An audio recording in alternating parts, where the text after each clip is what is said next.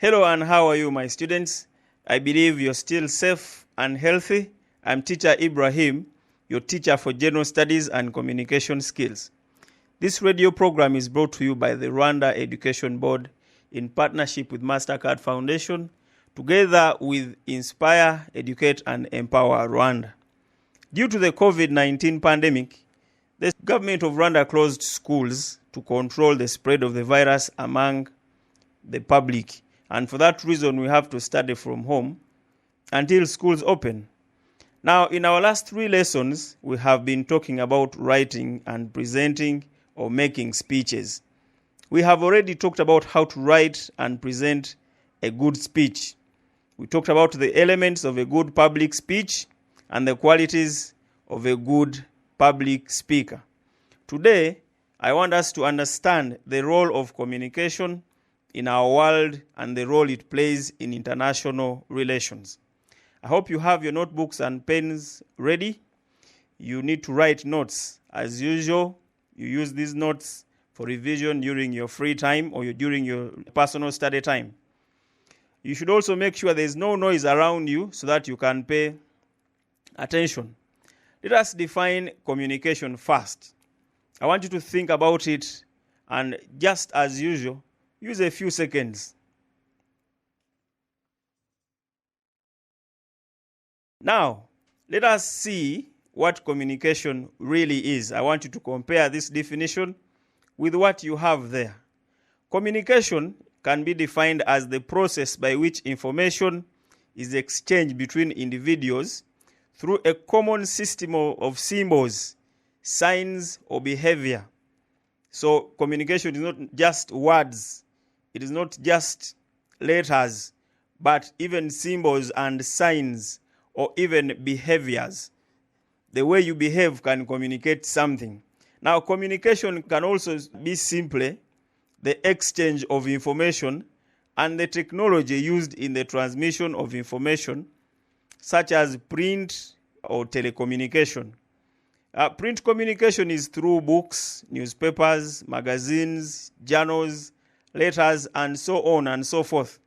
And then telecommunication is the kind of communication that is done over a long distance. The word tele is a Greek word meaning far off or distant. Examples of telecommunication include television, telegraph, telephones, radio, etc. In the 20th and the 21st century, new developments have been witnessed. We have seen so many developments in the communication industry. We have seen something called information and communications technology, as it is usually abbreviated, ICT. We have seen the introduction of the internet, satellites, and mobile telephones. The use of mobile phones and satellites and the internet has led to developments in global communication and technological advancements. Such developments and advancements have reduced technological, economic, social, political, and cultural boundaries, because some of the problems that countries face, such as terrorism, corruption and fraud, poverty, drug trafficking, wars, global warming or climate change, human trafficking and modern slavery, and diseases like Ebola, HIV, and now we have COVID-19, and many other problems have become global in nature, and they call for communication and cooperation among nations. And exchanging information and ideas between different countries makes dealing with such problems an easy task. Problems become less difficult to solve when there is communication between all the parties that are involved. As we study, I want you to think about the various benefits we have witnessed in Rwanda and the world at large as a result of people using mobile phones, especially internet-enabled phones. Think about the developments that have been witnessed as a result of access to these mobile phones and the media such as television, radio, and the use of the internet, especially the internet. There is so much benefit from the internet, and that's why almost everything that we use now requires the internet. Computers require internet access. Mobile phones require internet. That's why more and more people are getting what we call smartphones, because they give you access to the internet. And even televisions, TVs, if you are going to be a TV presenter, you're going to be a radio presenter, you need access to the internet because it makes it easy for you to find the things that you're going to be talking about. And so I want you to think about these things, the various benefits. There are so many benefits that you can have or get as a result of you being able to access mobile phones or radios and TVs or different media, and even just the use of the internet. Come along and play with us. Now, there is need for us to be able to communicate effectively, especially when interacting with people from other cultures and countries. This is because people from different cultures and languages sometimes interpret things differently. The things, like I've told you before, the things that you may find acceptable in your culture, in your language, may mean something totally different in another person's language or in another person's culture. So depending on where we come from, the differences in our languages, our cultures, we need to find a way to communicate effectively. As you have seen, most of the internet sites, websites, maybe even phones, internet platforms such as Google, they have an auto translator. There's a system that helps you to translate what has been communicated by another person. If you go to Twitter, you may find someone posting a tweet, maybe in Chinese, and then Twitter translates for you into English or any other international language that you may be able to speak. For example, French or German, or as long as it is an international language and the system has been enabled to translate into this language. So you find that it becomes easy. So we, as people who try to communicate with other people, we need to ensure that we communicate effectively. Effectively means what we are saying is understood just as we mean it to be understood. So when you say something, make sure it receives the interpretation that you intended for it. So since the basic purpose of communication is to pass on information, the basic motive of the communicator is to be understood by the person he or she is communicating with. As you communicate as a person, your basic motive, because you're trying to pass on information, the only thing you should think about is being understood by this person. When you say something, it should not be misunderstood, because if there is a misunderstanding of what you have said, what you have communicated, you will have a problem, because this person will interpret what you have said in a very different way, and you may have a problem convincing this person otherwise.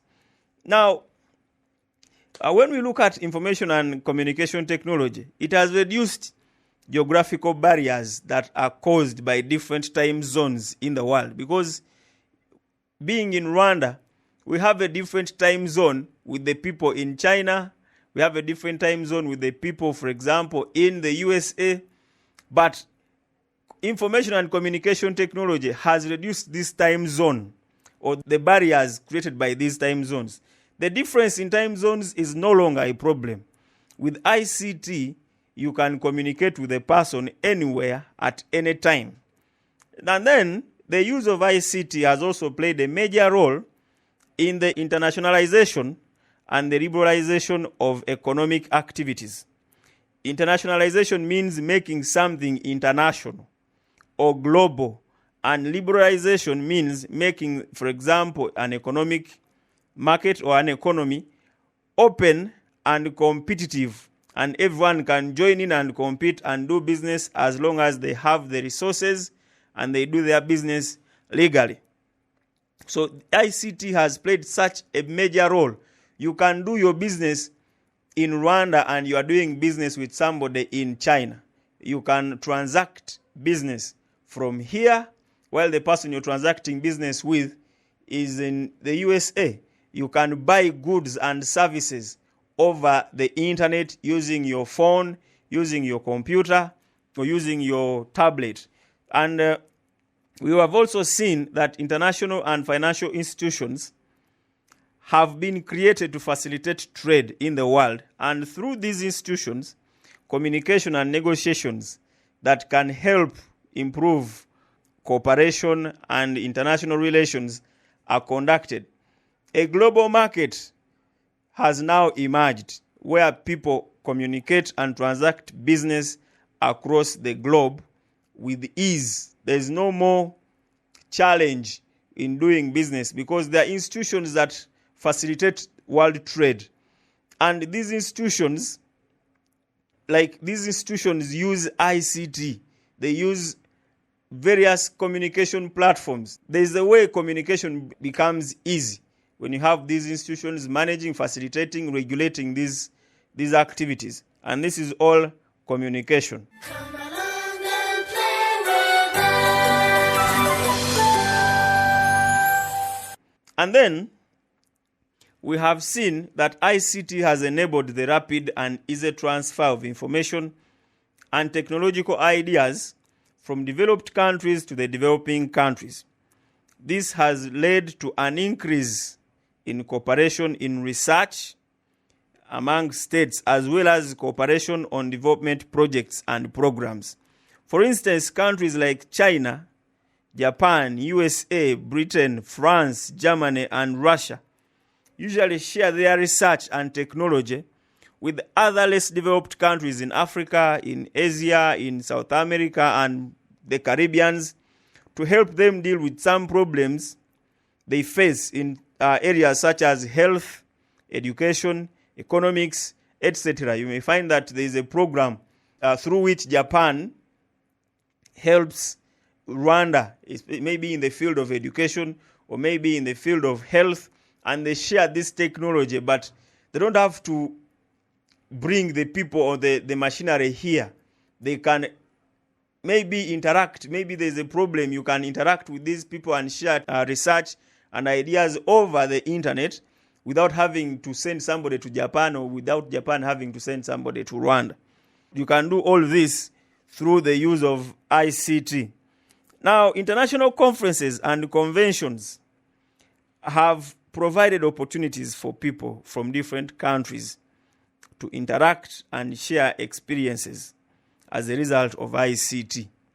Representatives from different nations discuss global issues such as environment, health, education, and so on, and negotiate for a common understanding.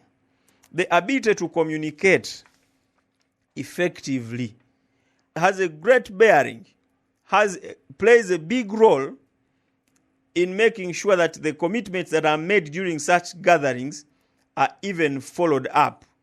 Such commitments will enhance what we call international relations and cooperation among nations and make it easy to solve global problems such as disease, global warming, war, poverty, human rights violations, and so many others. Now, moving on, I hope we are still together. I don't want you to get lost. I want you to understand what communication and the technology that is used in communication can do in ensuring that as nations, as countries, people from different countries, we can interact and become more global and make sure that our world is much smaller but easy for us to live in. Come along and play with us. And then, moving on to the role of communication, we see that communication has the potential to enhance conflict resolution and making sure there is peace in so many ways. Conflict resolution relies on the skillful communication and diplomacy of the people that negotiate on behalf of either side of the conflict. Many conflicts that are experienced in different countries have forced world leaders to work together on resolving these problems. And the conflict resolution process usually requires international cooperation to either enforce or to support the cessation of hostilities. Cessation of hostilities means stopping of attacking each other for a specified period of time as negotiations go on. In simple terms, it is called a ceasefire. And this fosters cooperation and peace building and among nations or groups within a nation, groups that may be conflicting within a nation, or maybe different nations that are conflicting. Communication has the potential to solve these problems, bringing these people together to discuss and solve conflicts without having to spill blood. And then we have the fact that communication is critical for international cooperation when combating the spread of diseases. This includes diseases such as the Zika virus, Ebola, cancer, malaria, cholera, and HIV/AIDS. And as we can see now, the coronavirus disease of 2019, or as we simply call it, COVID-19. Through communication, affected countries are able to share and promote common methods for responding to the various health challenges in the world. And in the business world, regional blocs such as the East African Community and the Common Market for Eastern and Southern Africa, or what we call COMESA, are an important feature in the development agendas of countries in Africa. A regional trading bloc is a group of countries within the same geographical region that protect themselves from imports from non-member organizations. They help in so many ways, especially allowing free trade, creating a wider market for businesses from member states, and encouraging competition among businesses from various member states.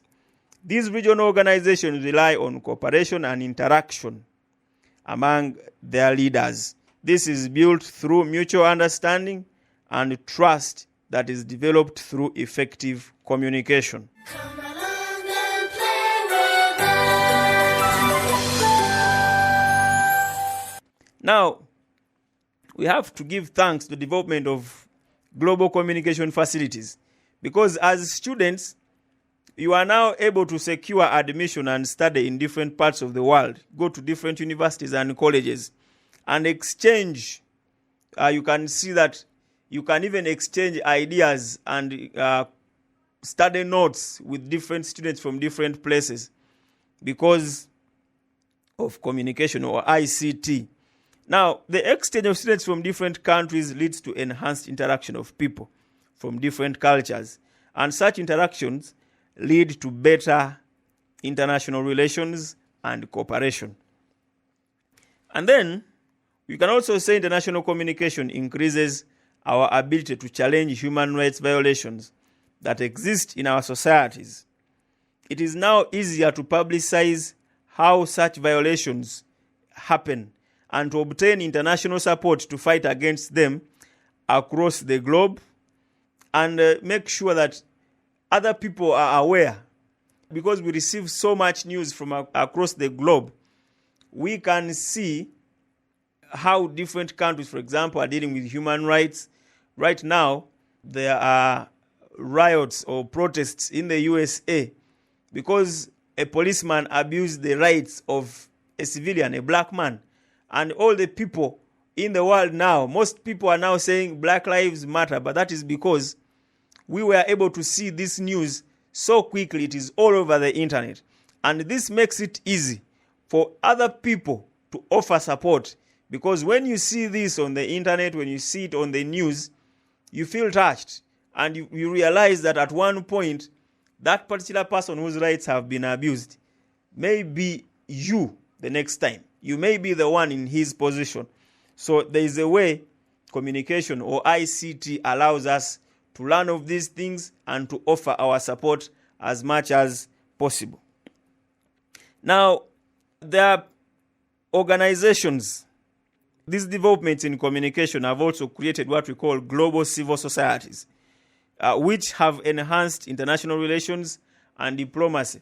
Civil society organizations such as Amnesty International, they are international organizations that help in fighting for human rights And all these organizations can participate and can help the people whose rights are being abused by taking part in these activities that will help in promoting human rights. But all this is possible because we now have lots of developments in ICT, or we have lots of development, and there is more space for people to communicate and share their views and ideas.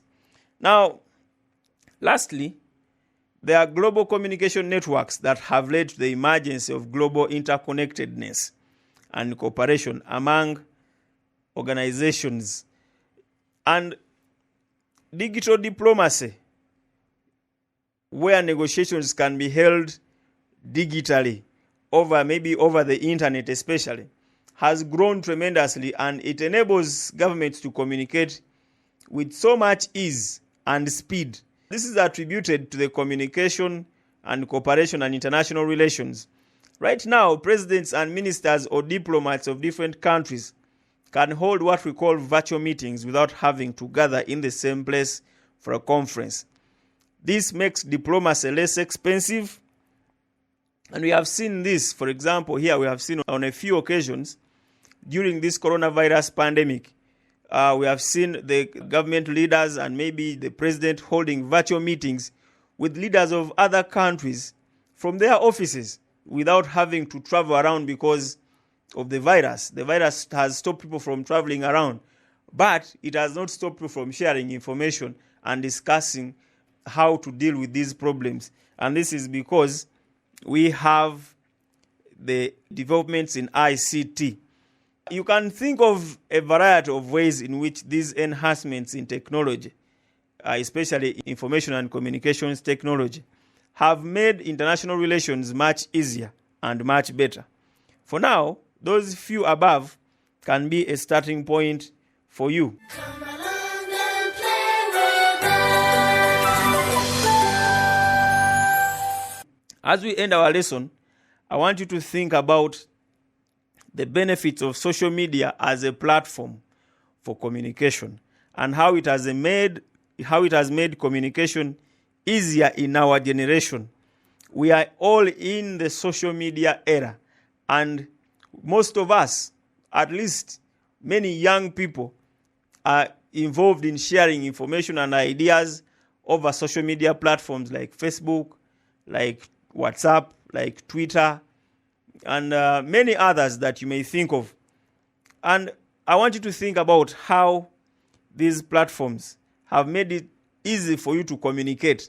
In what different ways are you able to communicate much more easily than when you used not to have social media? In 1996, when I was 10 years old, we had to write letters or call somebody over a landline telephone, and it was not easy. Sharing information was not very easy. But now it is so easy. Something happens in your home, and in a few seconds, somewhere else knows. So I want you to think about how social media has made it easy for you to share information and to get information from other people and other places. In our next lesson, we will talk about something completely new. We are going to be talking about how to manage money. And I want you to find out what these terms mean. Income. Number 1 is income. Number 2 is saving. And number 3 is investment. I want you to find out what these words mean, because they are going to be very helpful in you understanding how to manage money. Understanding what income is, understanding what saving is, and understanding what investment is very important for you. I also want you to find out the different ways in which a person can save money. Think about the different ways. After you have understood what saving is, find out the different ways a person can save money. Now, it has been very wonderful talking to you today. I wish you good luck and good health. Until we meet again, stay safe and stay home as much as possible, and only move around when you can't avoid it. I wish you all the best. Have a good day.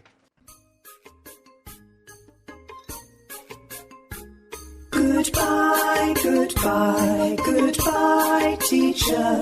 Goodbye, children. See you next time. Goodbye, goodbye, teacher. Goodbye, children. See you next time.